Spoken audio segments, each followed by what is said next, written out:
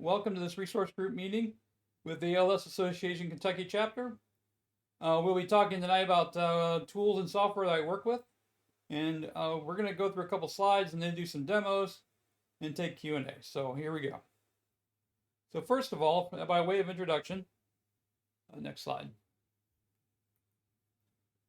Click again. Just click again. This gives you a little idea. This is what I do as an intro for all my technical slides, just so everybody's aware.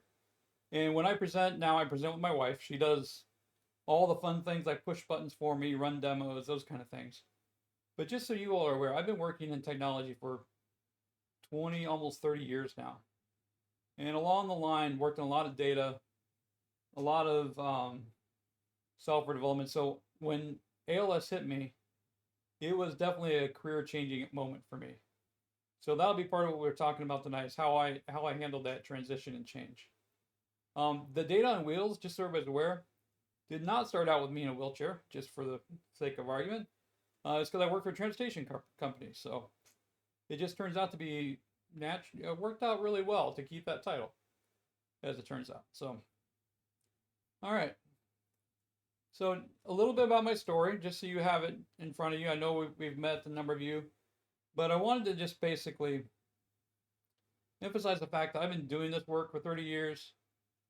Typing is a huge part of it, whether it's coding, documentation, frankly, emails, Teams, any number of those types of things. I started experiencing my symptoms in July of 2021. They were pretty light. But by that fall, I was starting to notice difficulties typing. Like I would try to push a button and I couldn't. I started then experiencing issues working with a mouse. So at that point, I started looking at alternate solutions for typing and working a mouse. And frankly, we were still in Minnesota. We didn't know what was happening all the way in, and we were just searching for any possible things that would work. So that brings me to kind of the focus of this session.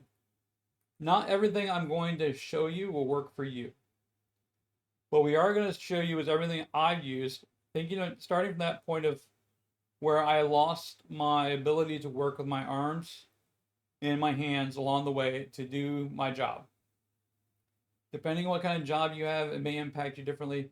Depending on where your ALS started, it may impact you differently.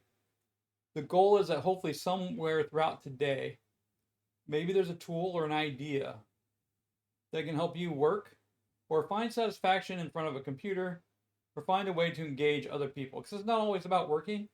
Mine was a desire to keep working, and I keep talking about that and will continue to do so. So just so everybody's clear, these aren't all the solutions that are out there. There are other things that could work better for you, and I encourage you to, my encouragement out of this is go learn, discover, ask questions, find out what you can, because you'll be surprised that there's a lot out there. All right. Next up, I want to review the hardware solutions. So you're looking at a picture of some of the solutions I had. So let me walk you through what I worked on for mouse support to start with. I tried a large trackpad. Now, the trackpad is basically a flat surface that you can use your finger on to navigate your mouse. Problem was is my fingers weren't very good at staying on the trackpad. So I was starting to, I was struggling to touch it. It wasn't very effective. I was kind of frustrated. So I said, well, that's not good. A friend of ours who works in a hand specialty mentioned the roller mouse. Number one is a roller mouse you see in the corner. We'll demonstrate this as well. Anything in bold we're going to demonstrate today. So the roller mouse is really cool because instead of putting my hand on a mouse where my hand would cramp and not be able to move, I couldn't click the buttons. The roller mouse actually navigates the screen using that roller bar that you see at the top of the mouse. Able to slide it back and forth. I could navigate multiple screens. It was actually really easy. You use the bar to click. And the buttons in the middle are fully programmable. So it had left, right, double click. It also had copy and it had paste. So it gave me some shortcuts, allowed me to be more efficient, while at the same time helping me continue to use what mobility I had left in my hands to actually navigate a mouse. I bought it with a matching keyboard because that keyboard was raised and made it possible for you to use the roller bar without always hitting the roller bar. So it was really good. If you're interested in what that looks like, I don't actually have the keyboard anymore because I can't use it. But that's what I started out with. We then liked it so much, I got the mobile version. Ironically, though, it's not the same key pattern, so it didn't really work as great. But I was able to take it on the road a couple times and use it. Now, what I will say, before I get to the adaptive mouse, is even in my demo, you're going to notice I struggle to use the roller bar. As we all know, ALS is a progressive disease which takes away functionality as we go along. So early on, for probably a year and a half, I was super effective on the roller mouse. Now, I don't know how much longer I'll actually be able to use it, primarily because I struggle to actually move the bar and roll it, and it's just hard for me to navigate, which you'll see. I'm not gonna hide anything from you there. It's just where I'm at in my journey. If you're able to still use your hands and you're trying to take some stress off your shoulders, or you have carpal tunnel or some of these other issues right now, this is a really, really good option. I'm just gonna call it out. If I got all my functionality back, I would probably keep my roller mouse and continue to use it moving forward. The Microsoft Adaptive Mouse, which you see down number 4, if you look at it, my wife will move the pointer down there to, one in the lower left corner there. So that's what the mouse looks like, just a square. Now, if you go to the upper right corner, you can see that actually there is a 3D printed adapter that goes on top of it. You can make an adaptive mouse if you have hand functionality, but you have certain things work and certain things don't. You can actually 3D print something that works for you. At one point, when I still was trying to figure it out, I actually thought about making like brass knuckles for it, sticking it on my leg and using the mouse that way. Point is, if you can think of it, you can actually probably get it printed and do some creative things with that. But that's just a standard mouse with button clicks. Now, that's from the mouse perspective. So that's just typical navigation in Windows. And like I said, the roller mouse is definitely one of the favorite tools I purchased to really make it much easier for me. As we were going along, I struggled to type multi-key functions. Think of like Control-C for copy, Control-V for paste. All those multi-key functions, extremely difficult to do. So I went looking for a solution, not knowing what I was looking for. I found the ZenSlab quick keys, which has showed up at number 2. And this was actually in a commercial that we were watching on TV, and we're like, hey, that's what I want. I want something to program, copy, paste, enter, delete. Delete and backspace are like on the top of your keyboard. So hard to reach. So I was like, okay, how do I make that better? So that was my first attempt, and it actually worked really well. But I was like, there's got to be something even better, because we keep exploring, right? That's where the Elgato Stream Deck comes into play. Number 3. The Stream Deck, this is showing you a 15-key version. They have a 6-key version, and I think it is a 24-key version that you can use, a pedal, and a number of other things. But what's really cool about it is it has theoretically unlimited programmability. I can do multiple pages. I can do multiple applications. So like if I open Word up, it has a different set of keys that automatically show up. It shortcuts pretty much anything you need to. It's got some stuff that it's programmed right into it, like you can actually just get it, it'll work. Some things, you can like program the key codes in there and say, I want to do this. When you see what I've done with mine, you'll see that I've got features that are good for me and what I try to use and what makes my life better. The pedal is similar. It's 3 buttons on the pedal. We don't have a picture of that. You'll see it when I show you my foot setup. But the pedal I use, you might find this funny. Remember I said backspace and delete are 2 of my most frustrating keys to hit. I have backspace programmed into the pedal, and I have delete programmed into the pedal. So I can easily backspace and delete whatever I want to, which makes my wife happy, so she doesn't have to hear me yell at the computer a lot, going delete, delete, delete, delete, delete, delete, delete, delete. Now I just hit, the pedal and life is better. The last thing on the hardware piece that we've gotten is adaptive buttons. Now we're going to show you what I originally bought the joystick one that you see in the middle of picture 4. Obviously that was a good idea until I really couldn't use a joystick anymore. So what we did is, remember I could 3D print the buttons, so we're going to show you that. I actually ordered a 3D print of a double-sized button, which basically lets me toggle 4 ways. So now that on my mouse, my adaptive button, I actually have left click, right click, scroll up, and scroll down. So that allows me to do the click functions with my toes or my feet while using the roller mouse. Sorry, I keep calling it roller bar mouse.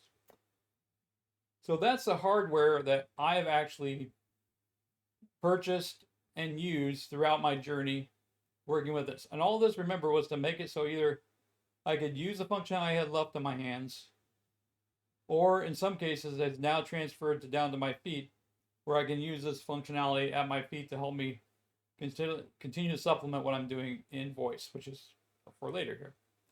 All right. So we're going to walk through some demos.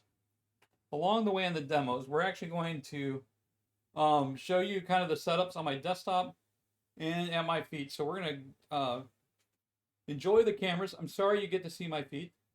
That's the way it goes. So, all right. So we're going to do, I think the first one's our desk. All right. So you can see me here. This is me. See me waving? I raise my legs. There we go. I currently run a Surface Pro 8. On my desk, you'll see that roller mouse is positioned in front of me. And I know all of you can appreciate having to work at these things. But I basically work up here and I can do one finger. One thing you'll see on my finger is I have a finger splint on. My wife's going to show you one. This finger splint keeps my fingers straight. Otherwise they'd be bent and I can't actually put any pressure on the roller bar. So this is my roller bar here. It rolls and goes around. It moves the mouse and so on. All right. Next up, you're going to see what's at my feet. All right, I'm going to show you, this is my adaptive button. Now, I have left click programmed on the right side. No, on the left side? It is actually on the left side. I must have moved those around the last time. And then I got right click over here, so I can right click on this side. I'm not going to do it because it does actually work. And then scroll up and scroll down. In the middle, this is my Stream Deck pedal. Backspace is on this pedal. Delete's on this one. And I don't remember what I put on this one because I don't use it very much. And then down here in the corner, we'll show you a better screen. This is my 15 function Stream Deck that allows me to have up and down arrows and stuff like that, but I'll show you that setup screen so you can see that better in just a moment. All right. We're going to do the demo on the roller mouse. All right, so you need to minimize the slide deck for me. And gotta click in there, otherwise it won't do that. There you go. And let's go down the Word document. Should be ready to go. All right. So what you're going to see, he's going to minimize the slide deck for us. There we go. And you can minimize that too. All right. So first of all, I'm going to scoot up here. You're going to see me scoot up and then put my hand on the roller bar. If you can look over on the Word document, you can see my cursor moving around. Now, okay, you can't move the cursor too. All right. So in this case, I'm a right click. Sorry, left click. Let me get my going here. Okay, this is one of the only frustrating things about the Microsoft buttons I don't like is if it goes to sleep and it takes a few seconds to turn back on. But now you can see how I highlighted.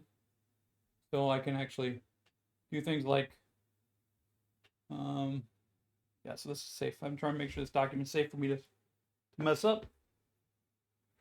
But I can, I can actually navigate with the mouse and do things like, maybe I want to put it in bold. I can bold that. I can right click on this. I can just say, hey, I want to cut this out. As long as I push the right, oh, sorry, with my knee in the way. Sorry about that. So you can see I was able to do some of that right there really with my roller mouse. While I'm here, I can actually show you on the Stream Deck. So if I click in, this is a pretty common thing for me. I'll actually backspace or delete. So you can see that my functionality at my feet makes this much easier for me to do. You'll also notice that I currently only try to run with the one finger. Now, prior to me losing a lot of functionality in my hand, you can actually run this with both hands. So it didn't matter which, I was able to do left and right hand navigation with a roller mouse. It actually gave me the freedom to move around the screens, like I said. Now I have limited range of motions, primarily just because it's so hard for me to keep this thing rolling up and down. As you can probably imagine, for me, I'm losing that range. That made this easy. I'm also finding it hard for me to lift my finger up off the roller bar, which makes it harder for me to use. So those are the situations I'm dealing with. But if you have enough wrist and hand functionality to run this, you'll find this much easier to use than traditional mouse, because you only have to, this bar lets you just roll around and do everything you need to do. All right. So that's the roller bar mouse. Now we're going to switch to talking about the Stream Deck. Stream Deck is one of my favorite tools that I found. So I want to be clear that nothing I'm showing you, in particular the Stream Deck is made for people who do streaming, like web streaming and streaming, type work. So in this one, well, it's really hard to see the buttons that are sitting down here on my screen. I'm going to walk you through what's in there in the programming interface. So I am going to use my mouse and we're going to work through this. All right. So for example, one of the requirements I have when I walk away from my PC, because it's for work, is I need to lock the computer. Now, I have a Windows Gizmos with a lock command that makes it easy. So I was able to actually just drag this in and make an easy new command. Return is an enter button. So basically I said, hey, I just need to do return. You can see I could program the tabs to look differently. This is one of the ones that was frustrating for me early on. When I was doing dictation, was getting case to change. So I found the shortcut, which is Shift F3, that allowed me to change case inside of Word. So if I'm over here in like Word, I click in like work where I'm at, I now can hit change case. Maybe I'm hitting the right one. And you see how I was able to capitalize that whole word through the rotation. It's not the easiest thing, but at least it would help me get by. I also have where I can mute my microphone, turn off sound, which I have to do on occasion if I want to do voice access, but I need to turn my sound off at the same time. And then this up arrow, left arrow. What's fun about these, it's hard to see in my screen, is those are animated. So you don't have to be boring on Stream Deck, for example. It can be kind of fun. Like the Pac-Man here, which on my Stream Deck is always chewing up the dots, is an @ symbol, making it one of the more difficult buttons for me to push. But I always need, if I'm doing emails or mentions, it's all there too. So I'm going to just click over here real quick. Now, I'm going to show you how to use this. But you can see here I have folders, so I can go into folders to do other things. Like if I want to go look at my apps, I can actually say, hey, show me the apps I have. So here's a number of apps that I can open up directly from here if I wanted to do that. I can also, now if you're paying attention, my Stream Deck at my feet is also changing, so I can test these things live. Now, let's use an example. Let's make a hotkey. So in this case, I take the hotkey and I just drag it to where I want it. And then I have to say, hey, what kind of hotkey do I want? Now it's going to observe keystrokes. So at this point, I would tell my wife to help me. So she's going to help me. She's going to hit Control-C. So now it says Control C. I can change the title, which is copy, so everybody's pretty familiar with that. So I'll get in here and I can do my, and she's gonna put a type in copy because I can't do it with typing, so it's really simple. Yeah, but you know what? That button's ugly. So this is why you have to have some fun with these tools. I can go over here and I can open my library of icons. I've downloaded a bunch of icons. I can pick a new icon. Let's see here. Let's find something that's kind of fun. So here's like this animated one. Let's use the rubber ducky. So now I have the rubber ducky be my copy. And if you look in here, you can actually see the rubber ducky moving. And it'll be moving on my Stream Deck down at my feet. So you can program any number of combinations of instructions. It can do full macros. Then you can just push the button and have it do what you want to do. One of my next things I plan to create is really a page for when I'm in a Teams meeting, so I can do things like mute and turn things off and all that kind of thing. So that gives you an idea on the Stream Deck what we're doing, but to show you that copy works immediately, let's go grab something here. And let's take circumstances.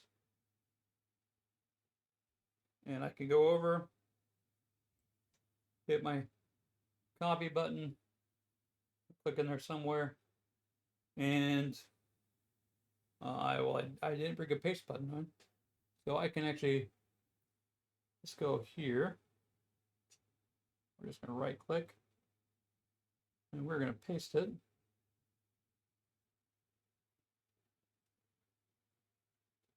So I paste the circumstances in there. So as you can see right away, the button worked from my feet. I was able to navigate it with my toes. Now, as we were showing, let's see here. Go back. From my home page here, I can do things like move the cursor and stuff around. I have other options, and the thing I want you to be aware of is I'm using my toes to do the work here, because I assume that eventually I am not going to be able to navigate that at all. I moved it off my desktop and down here so I could actually use my toes. So something to keep in mind, if you have full fingers and you can still push buttons pretty easily, there's a lot more you can do with that. All right, so that's the hardware that we have to look at.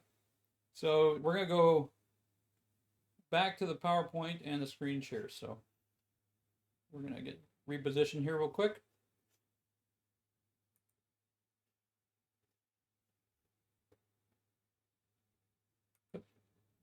Perfect. And then, all right. So go back up to the next slide. So that was one half of what really helped me keep working. Next, we're going to talk about voice solutions. So I struggled to type. So immediately I worked with my company and they got me Dragon software. Dragon software is the top dictation software and command software in the world. People have been using it forever. They love it. I did not. So we got the license. I started using it. The way it works with the dialog boxes and things you have to type in and other things you have to do, I found it clunky to my normal work. Remember, I've been doing this for 30 years. I needed something that was a little better for my working state. So first of all, on Windows 10, I found voice typing. Voice typing is a simple dictation tool that allowed me to actually use my voice to work with Teams and other messaging tools with my company, which is really helpful. Windows speech recognition, I never use. I tried it like once. It made Dragon look super simple. Enough said. So I never used Windows speech recognition. I'll come back to voice access. The last one is Microsoft 365 dictation. That in like Word is phenomenal. Microsoft 365 dictation in Word and Outlook is great. It does a very good job.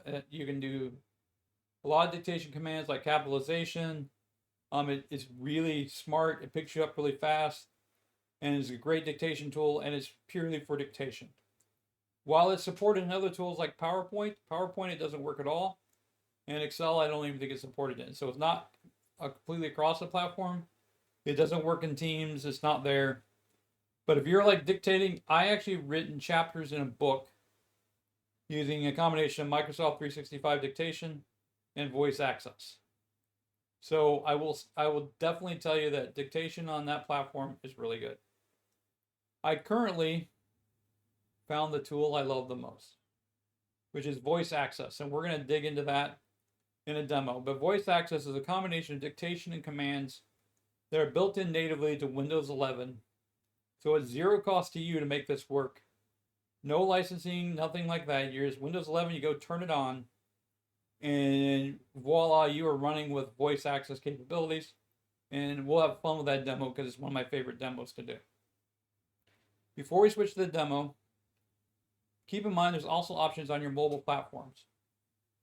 Google Voice and Android, of course, we all are familiar with Siri. I don't have any Apple products, so I don't know how those work.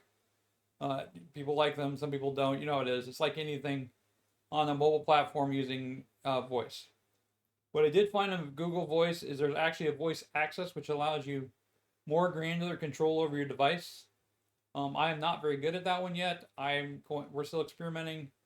There's issues around things like how do I unlock my device with my fingerprint when I can't move my finger to my phone. So we're working through some facial recognition. When it doesn't work, how do I do it? It seems mundane to most people when they use their devices. For me, there's a lot of roadblocks, and I'm trying to work through those with my family to figure out a better solution so I can actually use my phone more effectively. On one other tool that I will bring up is Otter AI. Otter AI is it's like a dictation tool, so you can actually turn it on. We used it at ALS clinic days. We just turned that on to record the meetings, and we're able to basically have all the notes because it transcribes everything for us.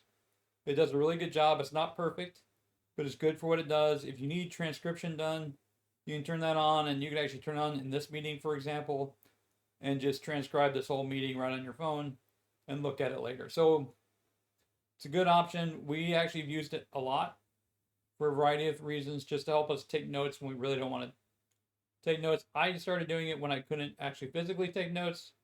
It became one of my note-taking tools for work. I use it less these days because most of my tools have recording options or transcription options in them. So I'm able to use that. All right. I think we've got to... Sweet. All right. Go ahead and just not minimize this, just escape out of it. Perfect. All right. At the top of my window, there is a bar that says save voice access, wake up if you want to wake up. So we're going to give this a try. It's a live demo. So I'm going to basically navigate my screen. I'm going to navigate a web page as a part of the demo. So through the rest of this, I'll be using voice commands until I turn it off, and then we'll wrap up with some other tech that we're using. Voice access, wake up. Minimize PowerPoint.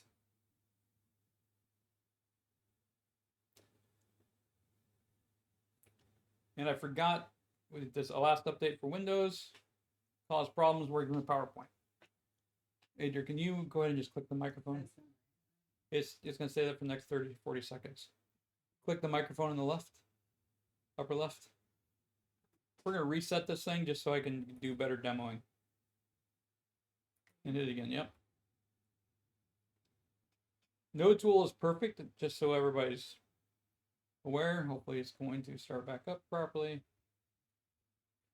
Go ahead and minimize PowerPoint for me.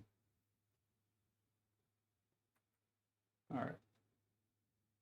So I can use certain commands. There was an issue in the last update, so I'm going to try to avoid any of those issues. Are you listening to me? Voice access, wake up. Click it off and click it on again. Hopefully we don't have to restart it. I might be running into memory issues with everything I'm doing. Hello? It does not look like it's listening to me. I know it says it, but do you see words coming across the screen? You know, there we go. Now it's caught up. All right, that's what I was looking for. So I want to do switch to edge. We're going to wait for it to clean up.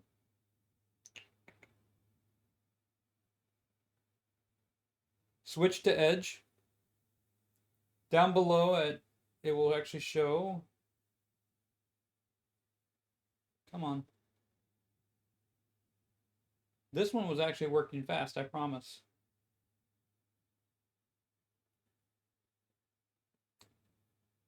Oh, I love demos.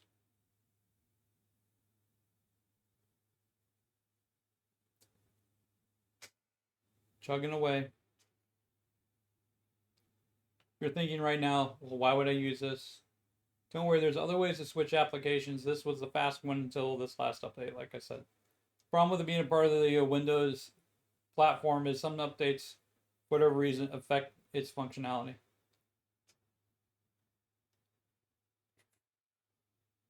This is a horrible demo now, isn't it? We're going to get better. Start it over again. This may be a problem because I'm running all the cameras and everything, so one more try.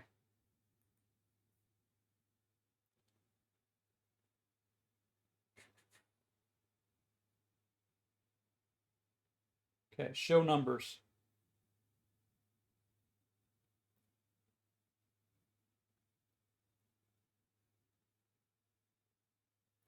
Okay, you can see right there it actually switched to Edge and recorded everything I said. Pretty awesome, huh? So I switched the numbers, and let's get back to where we wanted to be here. So, show numbers. Tap 31. All right, so now I'm on my Edge browser. Show numbers. Tap 43. All right, so this is a page I was going to show you that I'm able to edit. Now, if you're watching along, you'll see the words come across the top. So one of the things is this is a mixed command thing. It does dictation and it does commands at the same time. So sometimes I have to give it a pause so it actually knows what to do next. So let's give it a pause here a second. Page down. So now you can see it scrolled down the page of my document. We can actually scroll down as well. Scroll down. Scroll down. Show grid. Tap 4. Scroll down. So what I had to do is, like you might notice when you're working with these type of tools, sometimes your scroll won't work on your mouse because it doesn't know where the focus is at. By using the grid, I was able to click in a blank spot on my web page and actually get the ability to scroll down. Page down.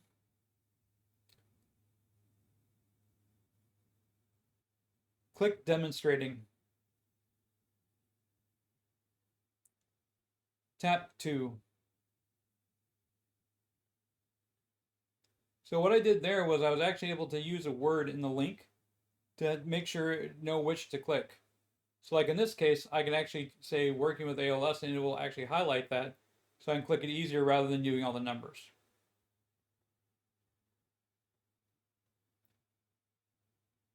Okay, move down to the bottom of the page.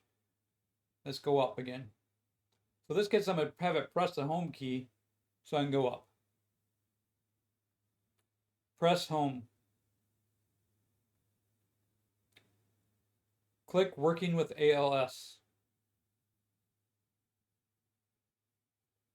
And you can see they only have one option, so I immediately clicked that and took us to the working with ALS page. You can also, it really likes to scroll me down. I'm not sure what's going on there. Show numbers. I'm going to go down to the bottom of my page and I'm going to pick a 91, which is Word. Click 91.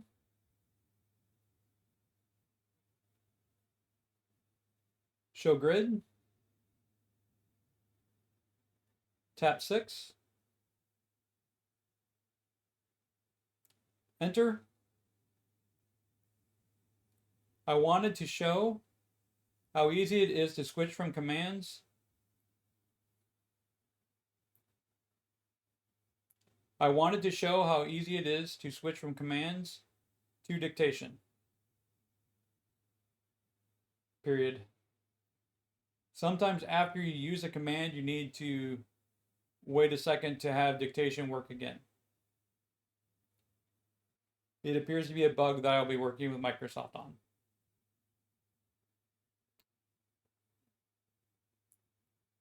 Capitalize dictation. Delete that. Capitalize dictation. Capitalize 2. 2. Too many 2s. Tap 2. All right, you can see I capitalized in the middle of that word. It's going to add that as part of the sentence, but that's okay. You have the ability to do a lot of work like that. For example, you can move around the document. Move to end of document. Move to first paragraph.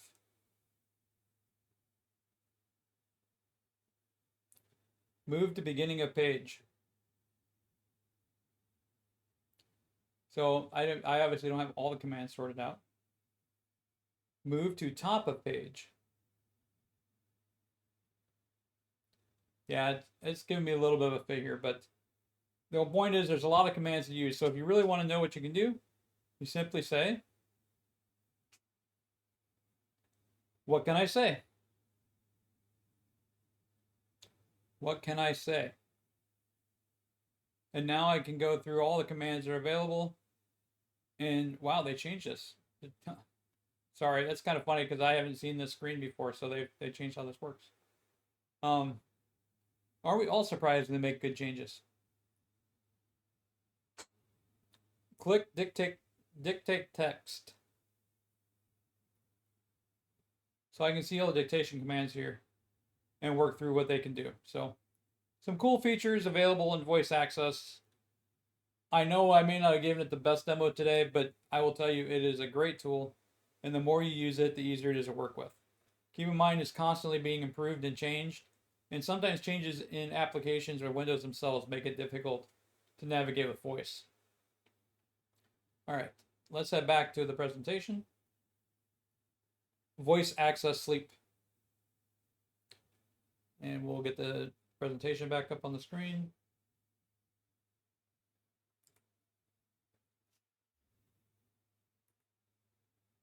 All right. Not only do I'm briefly going to talk about some smart home tech, and then we'll get into Q&A. Smart home tech gave me independence while working, and a lot of that is things like my ability to turn the office lights on and off, the office fan on and off. Oh, that's why I'm having problems. My ceiling fan's on, and I use an open mic, so sometimes it messes with voice access. I forgot to turn that off. My apologies, everyone. But I have the ability to use smart speakers and TV and things like that that allow me to run it all in voice, which really has made it more independent for me in an office and a working situation. They aren't directly related to working, but they do support my ability to stay independent and keep working. So I encourage you all to look into those. The brand doesn't matter. What we found is we like to keep one brand of smart bulb switches, outlets. So we have one app to manage. Of course, the Amazon smart speakers, all those are, all matched up as well as the Fire TVs. And then we have Ring cameras for around the house and doorbells and such. All right, next we have some resources for you. We'll be distributing this deck out so everybody can get to all these. The key words to remember are data on wheels. You can search my blog, dataonwheels.com. I have a working with ALS section, which you saw. That will be where I continually keep blog posts with technology I've used, choices I made, changes in those choices, and what's happening. I also have a series of voice access videos on my Data on Wheels YouTube channel. If you search for Data on Wheels in YouTube, it'll bring you to the channel. You can see my Working with ALS series. And this video that we're talking about here will also be a part of that playlist as we move forward. Look at that. I believe you can go down to, yep. All right, everyone. Now, feel free to ask, come off your mic and ask questions. Remember, it'll minimize the view to you. That's okay. I'm able to see the questions. These questions will be recorded for the next few minutes, and then I'll switch to unrecorded after that. Any questions about anything I presented? Steve, we have one question about the finger splint that you all used. They'd like to know where you got it from. We got that from Amazon. I think it's called finger splint. They sell them in packages of like 5. It's really weird. Like they expect you to use all these different sizes on your fingers. You can't just buy one or a bunch of one size. Like I use the size 14 and 15 on my fingers. Well, my one finger, but it's available on Amazon. Thank you. Any other questions? Hopefully this was helpful to people. Dave, hey, this is Peter. I have received a Tobii, T-O-B-B, T-O-B-I-I. You know what that is and what its use is? So it depends on what you have from Tobii. So that my next exploration is exactly that. I'm looking to get Tobii eye gaze set up on my system. And my goal is to use the Windows 11 built-in stuff to do basically to supplement my voice because I get worn out using my voice all day. So that's one of the next things. I haven't actually explored that very much. We were in clinic yesterday and we're going to get more information on the with the Tobii team to figure out the right tooling for my job. But beyond that, Peter, I don't have a lot of answers on it yet. I hope too soon. And when I do, look for videos demoing how to do that because I'm looking forward to having that. Okay, I still know what it is, but it's something that it looks like it's an iPad with a separate frame around it. Yeah, so that's probably the standard setup they give. That's to allow you to basically, you should be able on the iPad setup, I believe, do eye gaze work and basically use your eyes to type, and eventually if you lose your voice, that's also the same platform that allows it to speak for you. Okay. All right. Well, thank you. Yep. Hello. Hi. Hello. This is Daniel Walford. Can you hear me okay? I can hear you just fine. Okay. Ironically, I couldn't hit the buttons I needed because they were at the very top of the screen. So I had to have somebody come in and hit the button for me. Anyway, I really appreciate the presentation. It was great. I have started to use voice access on my iPad. But my question is how much of that hardware would be available to use with my iPad, like that roller bar? Would that work on an Apple iPad? It will. And what you want to do is for that, you want to look at the Bluetooth version of that roller mouse. And it should work just fine with your iPad. I used it with an Android tablet as well. So it's Bluetooth enabled and should work with any standard device like that. Great. Thank you. Yep.